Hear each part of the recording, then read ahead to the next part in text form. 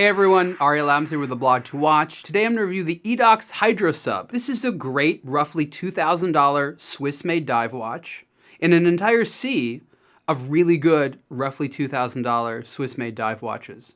So this is admittedly a popular category. If you're interested in a dive watch of this type, which you probably are if you're watching this video, I'm going to help you decide if maybe this is the right one for you or should be on your list. When it comes down to it, you as the collector have a lot of choice, and so you should choose something that you like based on a very specific type of little thing. There's certain things this watch does better than others. There's certain things that other watches do better. So that's how I approach every single one of the dive watches in this category. I understand that they're highly competitive, and I try to ask myself what separates them from the rest. Performance-wise, they're mostly all good.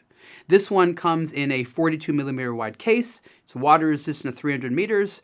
I will say that it's 12.5 millimeters thick, but it looks a lot thinner. One of my favorite things in the Hydro Sub is the architecture of the case. It's based upon a vintage design, which is often good because back then they just put a lot more effort into the cases. So like the 1960s and 1970s eras dive watches, they have some of the prettiest cases. You might not like all the materials, you might not like all the dials, but from a case perspective, they are elegant.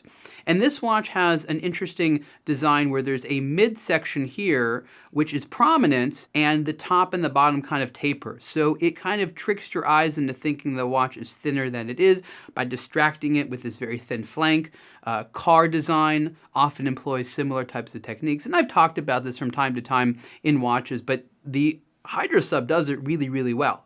Another thing that I think the Hydro Sub does very well is legibility. Not all watches with a sort of blocky hands and hour markers with this matte finishing look this good. I think that's the difficulty. It can look very brutalist. It can look a bit boring sometimes, but the colors, the way they play with polishing, matte elements, some metallic elements, I think they do a good job here. And if you look at the different versions of the Hydro Sub that Edox makes, the colors are all a little bit off standard. It's sort of like what you'd expect, but a little bit different. This one, for example, is not your standard black and orange. The dial has sort of a little bit of a reddish hue over the metallic black, which just adds a little bit something different. There's a blue version, which is a little bit interesting. There's like a black and gold version. There's the green version. So again, when you look at them all, they are slightly different than standard, even though the palette is what you would say is a popular group of colors. So Edox is putting a lot of effort into that. And I think that especially in the Hydro Sub collection, they have a really good, I guess, harmony with the design. The bracelet is actually thinner than you might expect, which is also very sort of period friendly in terms of that vintage diver design, which allows it to fit quite comfortably. There's a nice taper to it. The clasp is a butterfly style clasp. And the downside is that it doesn't have like a micro just for diving. So if you're going to use this as a diving instrument, maybe you might want to put on a strap. But if you're like most people that wear dive watches on the street, this is actually going to be more comfortable, a little bit more thin, and a little bit more elegant there. So you can see how nice that looks on the wrist. And again, at 42 millimeters, water resistant to 300 meters, it could definitely look a lot bigger on your wrist. I have a lot of watches with less water resistance that are actually much larger in size. So I think this is actually quite compact overall.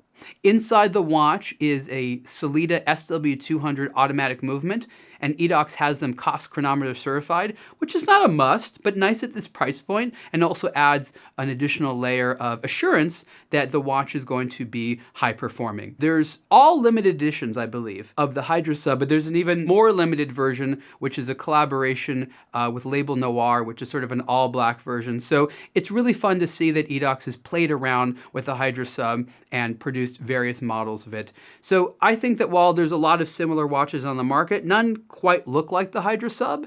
Edox definitely has some distinct design DNA. Oh, and I forgot to mention that the rotating bezel has a black ceramic insert, which is good because ceramic is going to be highly scratch resistant. So great features, a nice design. Again, very crowded marketplace of similarly priced and similar performing dive style watches. But if you like this one, I recommend you check it out.